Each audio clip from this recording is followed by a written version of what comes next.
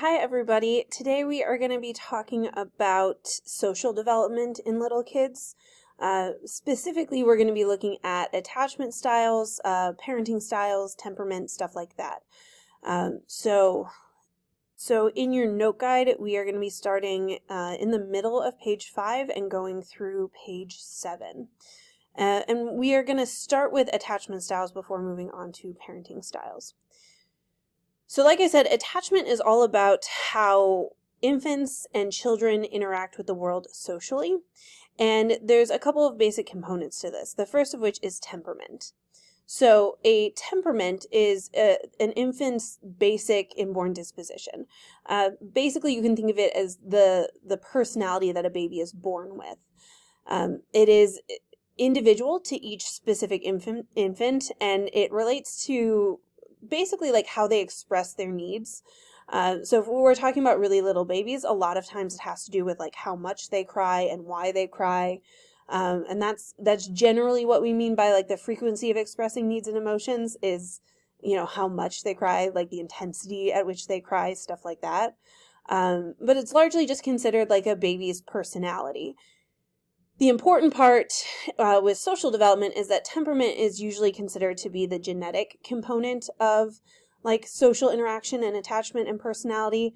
It is very much accepted that babies are born with a specific temperament and that, there's not really a whole lot you can do to change the temperament of an infant, and that temperament is going to remain pretty stable. Like as we talk about the 3 different temperament styles here, it'll kind of make sense. You'll be able to see kind of how that would follow a kid through their life and then into, teenagerhood and into adulthood.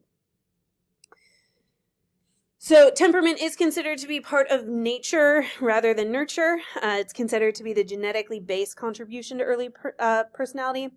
The nurture part of personality is going to be affected, first and foremost, like the first part of an infant's life in the prenatal environment. So based on, what the baby is exposed to while they are, growing. But it's also going to be affected by parenting styles and attachment and things like that. There are 3 major styles of temperament that we're going to talk about, and they, as I said earlier, all seem pretty consistent and enduring. If a child has a specific temperament, it doesn't usually change. So the first temperament style is easy. Easy temperament is the most common. So most infants are born with a relatively easy temperament. And what that means is that a child is generally calm. They cry when they need something. So they cry if they're hungry. They cry if they're hurt. They cry if they have a diaper that needs changing. But if all of their needs are met, generally this child is, happy, calm, giggling, stuff like that. This baby tends to have somewhat regular sleeping and eating habits. That being said, we all know that, infants, like truly newborn infants, wake up a lot because they need to eat, but that doesn't mean that they can't be consistent in their sleep schedule. So typically an infant, especially throughout the night, in the first 2 months of their life, will wake every 3 to 4 hours to eat. And that should be consistent. Like if a child has an easy temperament, a parent should be able to rely on getting at least a 3-hour stretch of sleep in the middle of the night before they have to get up and feed their baby. And then as the baby gets older, those sleep lengths will become longer. This child is usually pretty adaptable. They don't mind if, aunts are holding them, grandparents are holding them, stuff like that. They're not easily upset, things of that nature. If you have a child with an easy temperament, especially if you have multiple children, and especially if not all of your children have an easy temperament, then parents need to make sure that they set aside time to interact one-on-one with their child who has an easy temperament, because that kid might not ask for it. They tend to be seen as, the adaptable one, the quiet one, the quote unquote good one. So if there's another child who has like a more difficult temperament, oftentimes, it can be easy for parents to kind of ignore the child with the easy temperament because they're not the one crying. They're not the one whining or begging for something. So parents need to kind of be cognizant of that and make sure that they set aside time for that child, and being very intentional with like one-on-one play dates and one-on-one conversations and stuff like that. The next temperament is either shy. You can call it a shy temperament. The textbook definition is slow to warm up. And this child tends to be a little bit more fussy, so they tend to cry more often, and they may cry like without having a specific need that needs to be met. They might just be crying because they want to cry. And then more importantly, this child, it tends to react fairly negatively to new situations, especially once they get older. Once you hit like 6, 8, 9, 12 months, a child is not going to adjust to change really well. So they're not necessarily going to want to be held by, a stranger or even like a family member that they don't see all that often. They're going to be a lot more clingy to their parent and their caregivers and the people that they see all the time. That being said, this child is not, completely guarded against social interactions. They are, as the name suggests, just slow to warm up. So the more times a person comes around this child, the more comfortable the child will get. The more times a child is exposed to a new routine or a new place, the more comfortable they will get, until eventually they are, acting fairly similar to a child with an easy temperament. So for parents who have kids that are slow to warm up, it's really important that parents stick to a routine, because these kids don't love change a whole lot. And it's also really important for parents is to, stick to their words. If you make a promise to your kid that you're going to stop for ice cream on the way home from basketball practice, you better make sure you're actually stopping for ice cream on your way home from basketball practice, because a kid with this temperament relies on their parents to tell them the truth and to follow through on things and to make sure that they feel like stable and consistent. And then when things are going to change, so, say if a child spent the first year of their life with you as a stay-at-home parent, and then, when they turn 1, they're going to transition to daycare.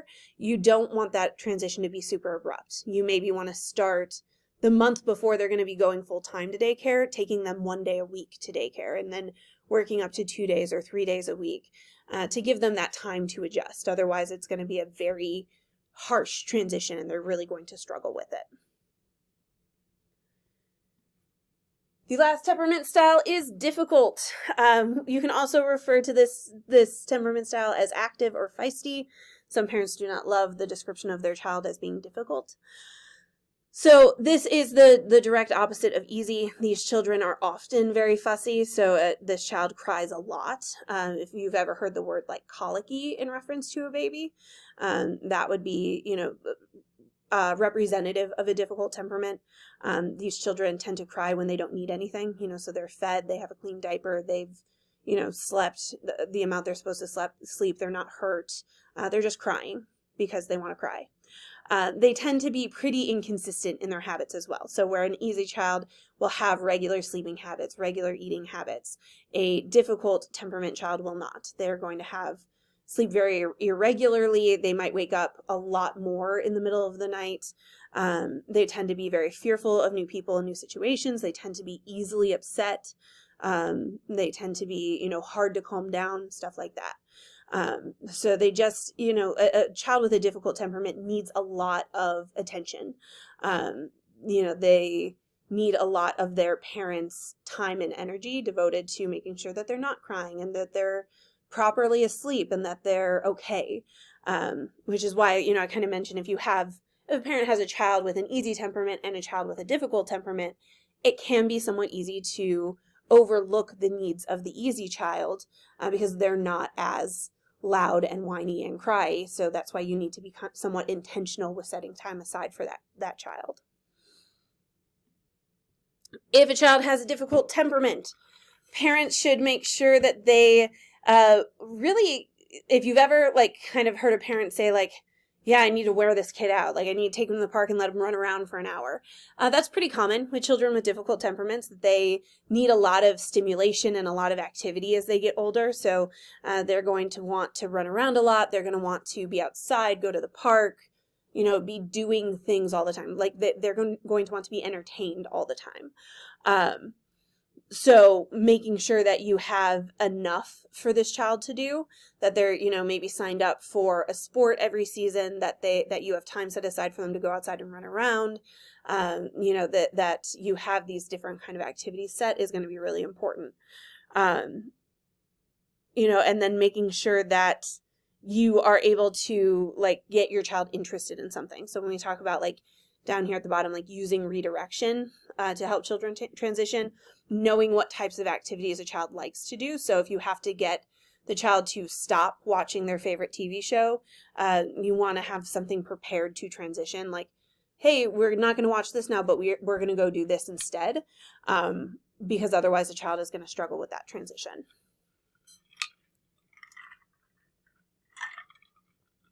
Okay, so those are human temperament styles.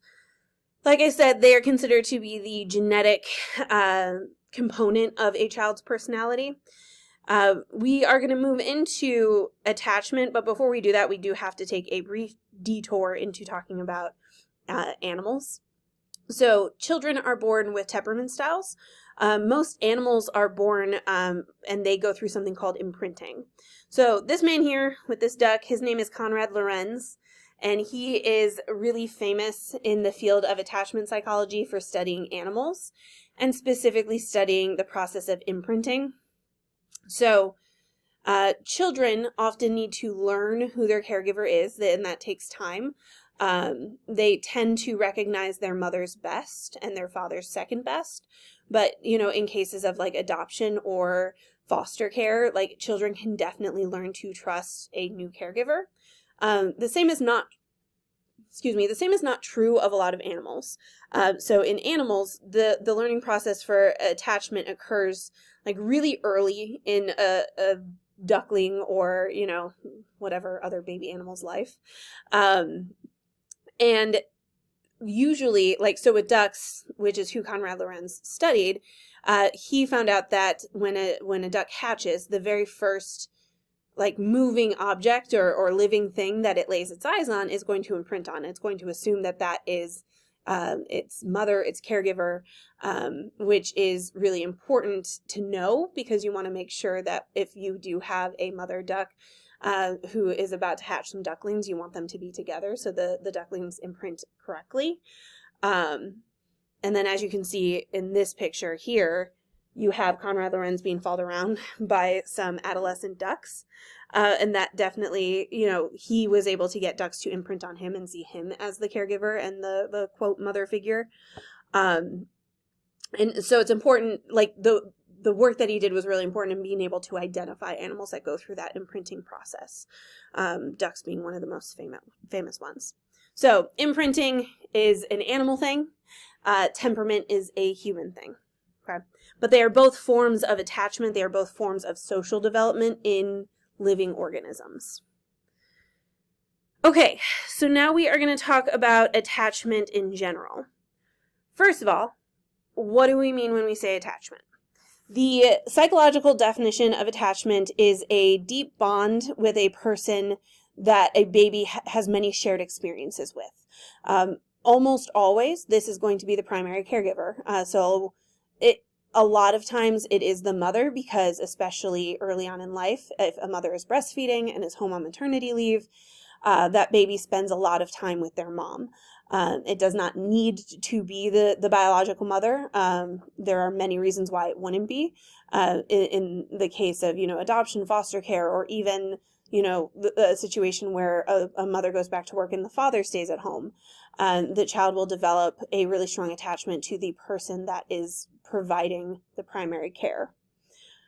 This is often demonstrated in young children by their seeking of closeness with the person. So, for example, when it's almost time for Edie to go to bed at night, and we usually are snuggling on the couch watching TV or something, Edie spends significantly more time with me than she does with Steve. And so when I get up to go to the bathroom or refill my water bottle and I leave Edie with Steve, if she's cranky enough, she just screams and screams and screams until I come back because she wants to be near me. However, if my husband Steve takes her someplace new, he took her with him to get when he went and got his first COVID vaccination. The nurses thought, Edie was cute and offered to like hold her or play with her while Steve was getting the shot. And Edie wanted no part of it. In that situation, Steve is her primary caregiver and she wanted to be right next to him and be held by him because that's her safe person. So yeah, mother is usually the first attachment. Again, there are lots and lots and lots of reasons why a mother wouldn't be. But that is fairly common just because of maternity leave, breastfeeding, stuff like that. Usually around 6 to 7 months, a baby is going to start showing signs of preference. So before 6 months, infants are basically, I refer to it as the sack of potatoes stage. They don't have a whole lot of personality. They eat, they sleep, they poop. They don't really show too much preference for anything or anyone. So around 6 to 7 months is when they're going to start developing that demonstrable personality where they, show that they want one parent over the other. Attachments to the father or to other caregivers usually develop a little bit later. Again, a lot of that is going to have to do with breastfeeding, nighttime feedings, and just the fact that, a baby spends 9 months inside of their mom, so a baby can start to hear around 18 weeks. So they become very familiar with the sound of their mother's voice. They are very familiar with the smell of their mother because of being with her for 9 months. Or 40 weeks.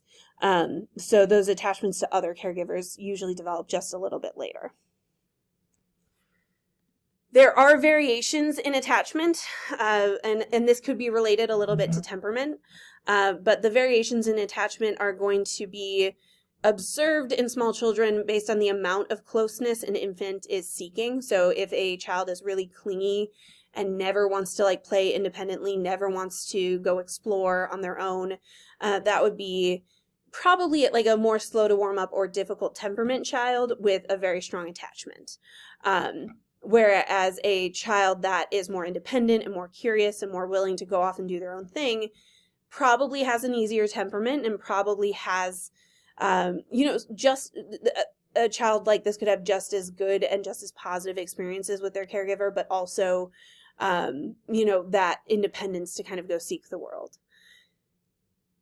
The thing that we use to gauge attachment style is a very, very famous study called the Strange Situation Test. So the next several slides, I'm going to talk about Mary Ainsworth, and I'm going to talk about the strange situation. And then after I explain the experiment, I'll talk about the types of attachment. We will be watching a video with the different types of attachment present, and you're going to have to be able to view the video and identify what kind of attachment the child is demonstrating. So make sure that you pay attention to the strange situation and to the characteristics of each temperament and attachment style. Okay. So Mary Ainsworth, very, very, very famous developmental child psychologist. She is responsible for creating the Strange Situation Test, which is, the experiment that allowed us to identify the attachment styles, and is an experiment that we use still today to, look at parenting styles and look at, social attachment in children. And there's a couple of different phases here. So generally speaking, what's going to happen is a caregiver and a child are going to come into a testing situation, usually a playroom with one of those two-way mirrors where things can be observed without people realizing it. And the child's going to be put in various strange situations. So, they're going to start the situation just kind of playing in the room with their parent, and the experimenter is going to be observing how the child and the parent interact. Does the child does the parent sit on the floor and play with the child? Does the parent ignore the child? How confident and independent and curious is the child? Are they staying nervously right by their parent? Are they going off and exploring, etc.? The second phase is one where we're going to have a stranger enter the room. So now you have the parent, you have the child, and you have the stranger entering the room. The experimenter is going to observe the child's response. Does the child move closer to their mom now that there's a stranger around? Does the child go up to the stranger? Does the child ignore both adults? Kind of what is their reaction to having this new person that they've never met enter the space before? Then they're going to have the parent leave the room. So the caregiver who's with them is going to leave the room, and now the child is alone with the stranger. Again, we want to observe the kids' reactions. Do they freak out? Are they okay? Do they seek comfort from the stranger? That kind of thing. And then we will have the parent re-enter the room and have the stranger leave. In that situation, we are looking at the reunion between caregiver and child. How does the child react to the caregiver coming back? The next stage is the caregiver leaving. So now the child is completely alone. How does the child react to being completely alone? And then the stranger will re-enter the room, and then we're going to see how the child reacts to how they react from being completely alone to being, with the stranger. And then finally, the parent will re-enter the room, and again, we're going to be observing the, what do you want to call it? The reunion between caregiver and child. I know that's a lot of stages. You do kind of want to have a general idea of the different pieces and like the order of things. I don't think a test question would actually ask you like, what's the exact order of the strange situation? But you do want to have a kind of a general idea that and in every case we're looking at how the child is reacting to the new situations. Okay, based on this experiment, we were able to identify 3 major types of attachment. The first one is secure. It's really important to note that secure attachment, like easy temperament, is by far the most common. Secure attachment is created when caregivers care for the child. When the child's needs are consistently met, the child will develop a secure attachment to their caregiver.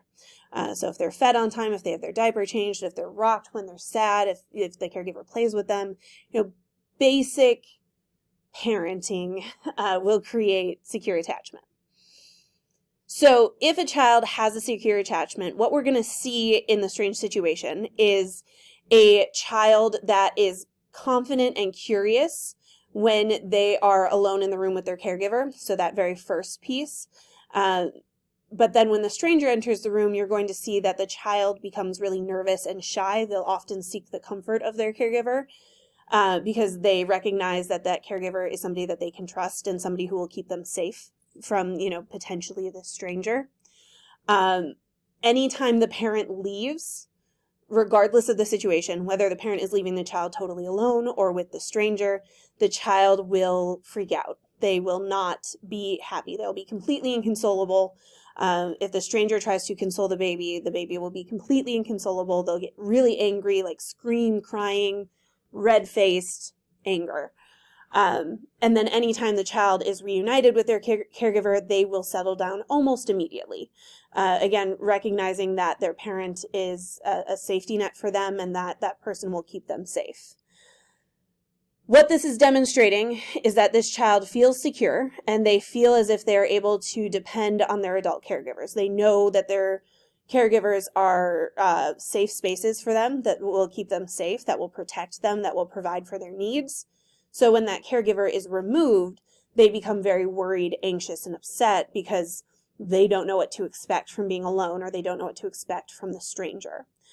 And then as the other thing, I don't know if I have it here, but in the right situation, this child, again, is going to be very independent, curious, excited to look at what's around them, because as long as their parent is also in the room, that they can kind of keep on looking back at the parent to make sure that they're still there, they'll be happy to go play off by themselves and explore and do fun things.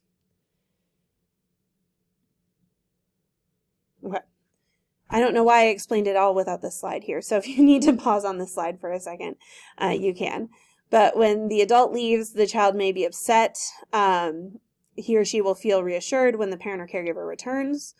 When they're frightened, this child is going to seek comfort from their caregiver, and they know that they're going to receive reassurance and comfort from the person that they're seeking comfort from.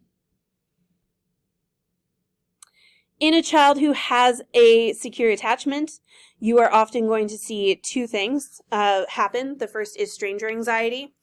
Stranger anxiety occurs when infants are a little bit older, so usually around 8 or 9 months, and it can last all the way up until about 2 years old.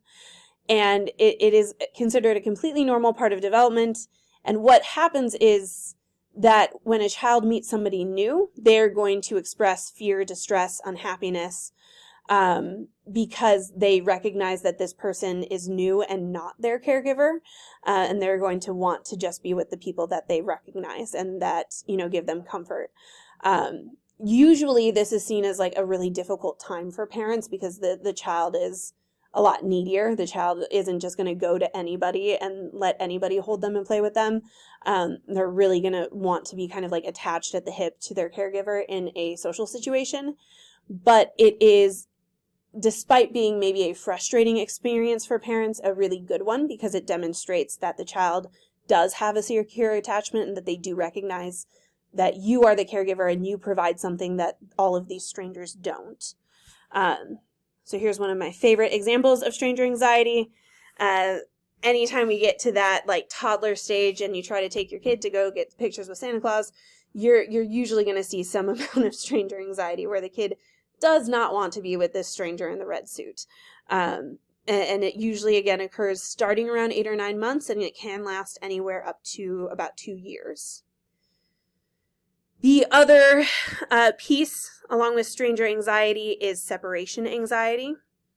And separation anxiety is fear and distress that is associated with their caregiver leaving.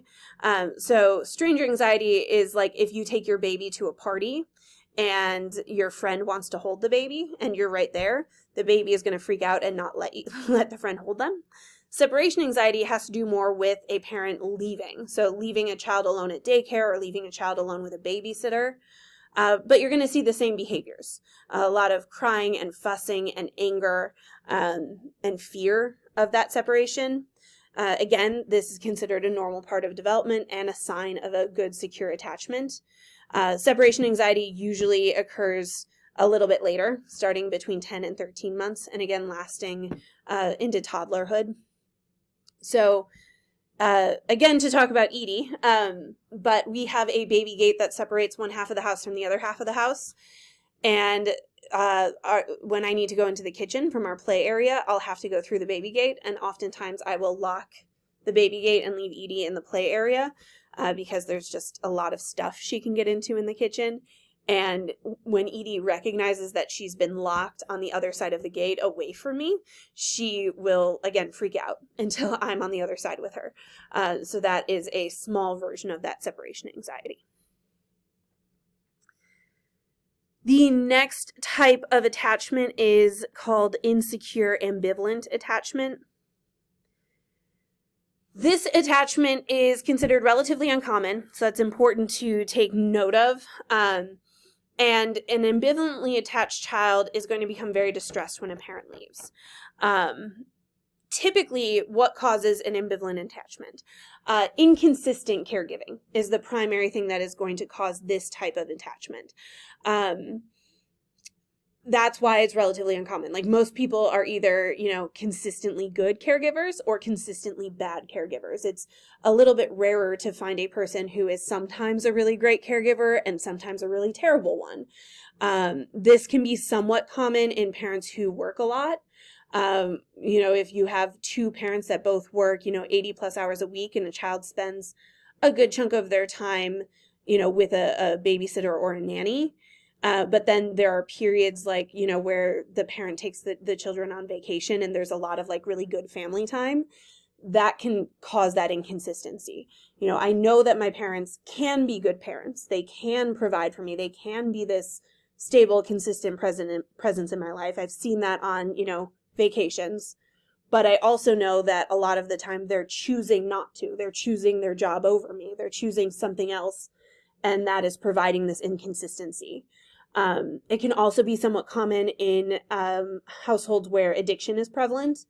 So a situation where when a parent is sober, they do provide solid, consistent care for their kids. But in a situation where a parent is, high or drunk or something, they become neglectful.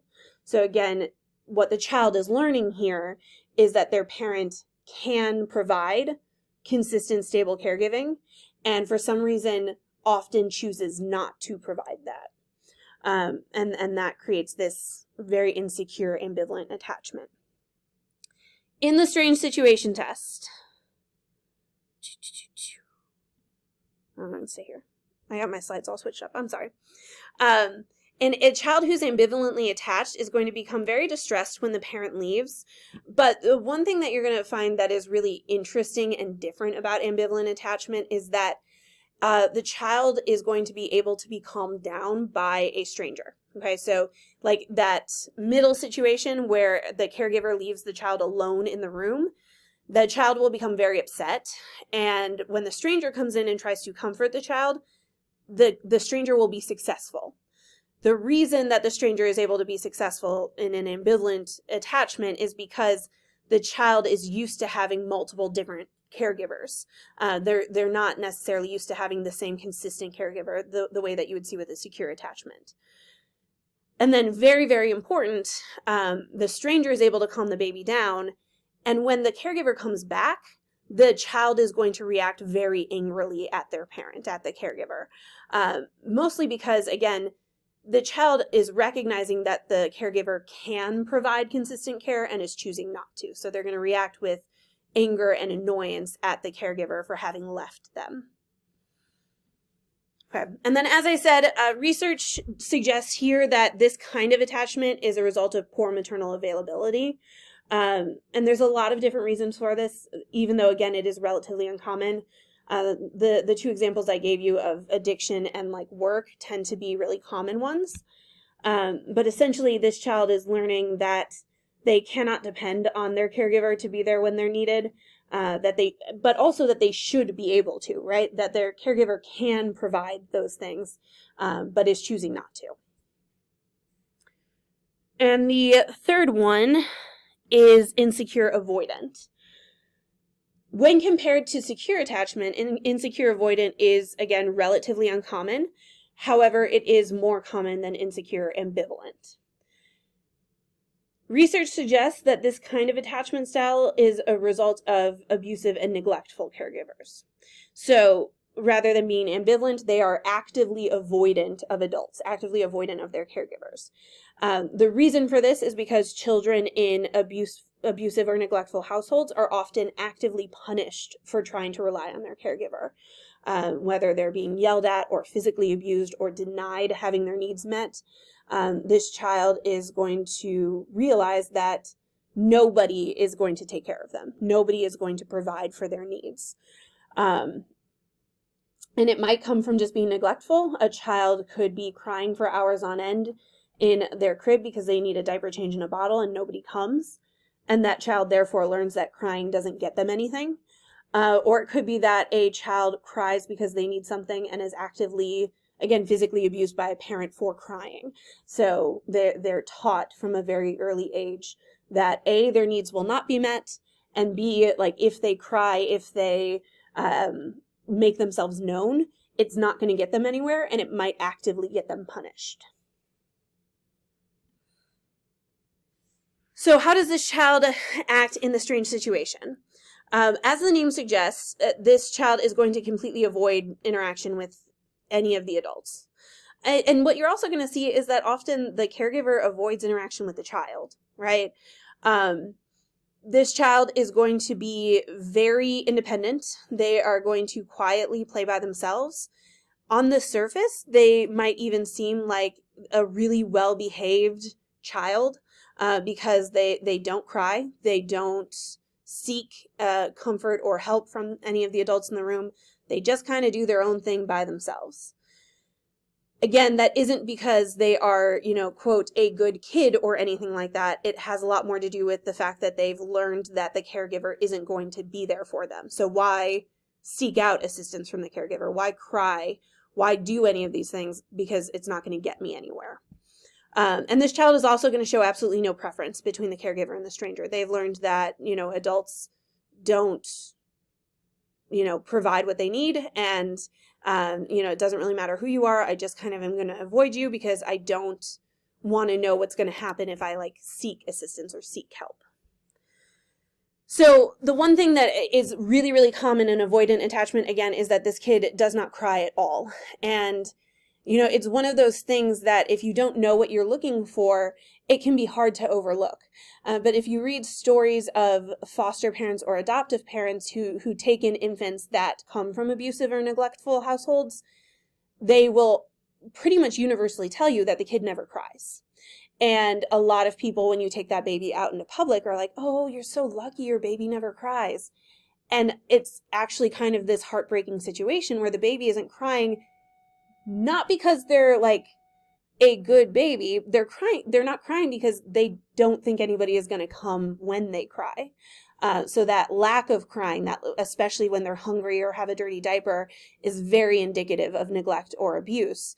And one of the huge milestones that adoptive or foster parents will see is when a child starts to ask for assistance, when they start to cry, when they start to expect a caregiver to be there for them. And that can be a really difficult hurdle for a young child from an abusive household to see or to show. Okay, we are going to go into comfort contact and parenting styles, and then we will be done for today. And then I am going to show you a video along with the comfort contact here. So I'm just going to go ahead and pause and get the second part of this all set up, and then we will get going.